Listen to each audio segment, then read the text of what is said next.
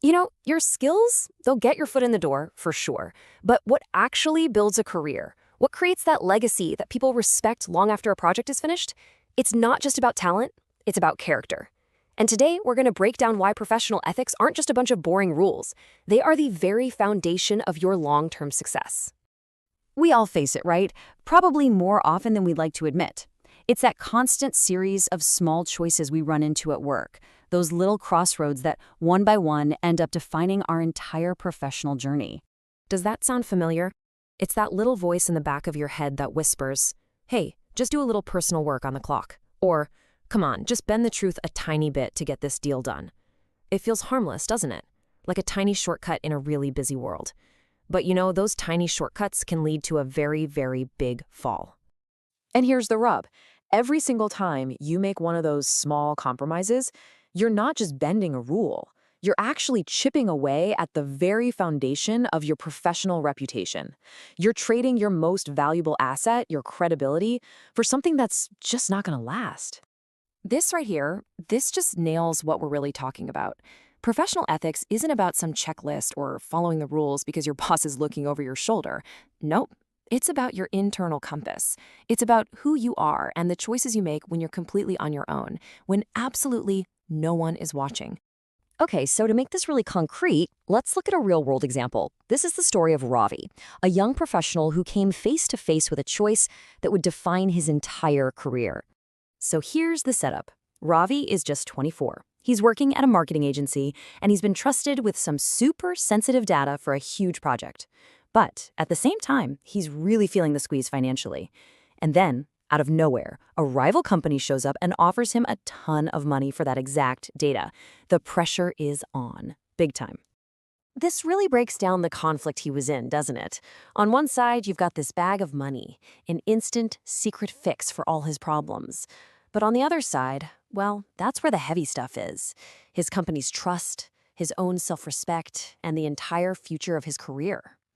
And this was Ravi's moment of truth. He's thinking about the trust his company put in him, and he realizes if he sells out for a quick payday, he's not just letting them down, he'd be letting himself down.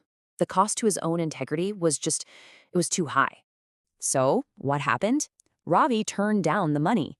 And when his company eventually found out about his decision, about his unwavering honesty, they didn't just pat him on the back. No way. They promoted him. They brought him into their inner circle, trusting him with their most important decisions.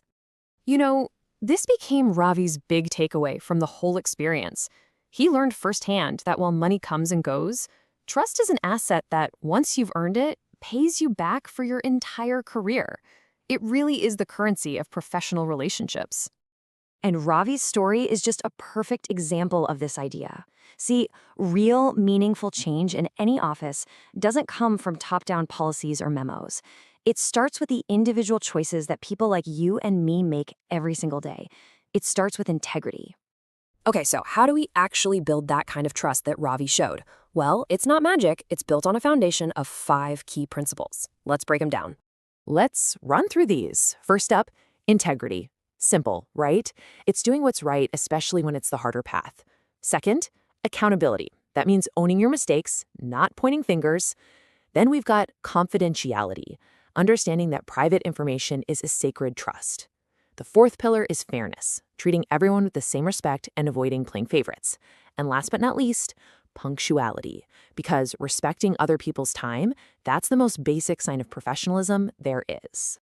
So we've got these pillars, but how do you actually build with them?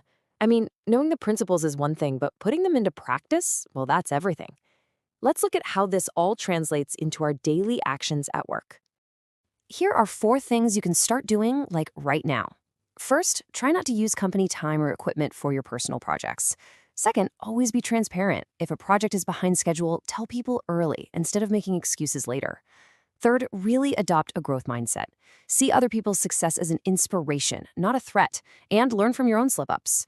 And this one is so important. Maintain a healthy work-life balance. Professional ethics actually includes taking care of yourself so you can bring your best to the job. And all of this leads to a really big idea, maybe the most important point of all. We have to kind of redefine what we think of as the bottom line in our careers. This comparison just says it all.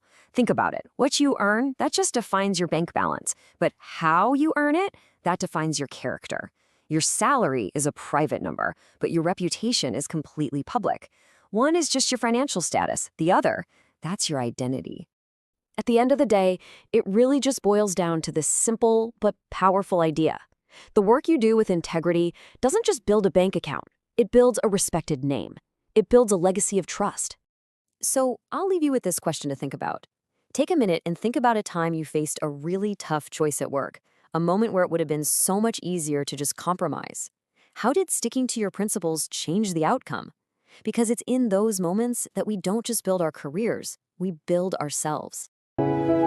एक कदम विकसित भारत की ओर।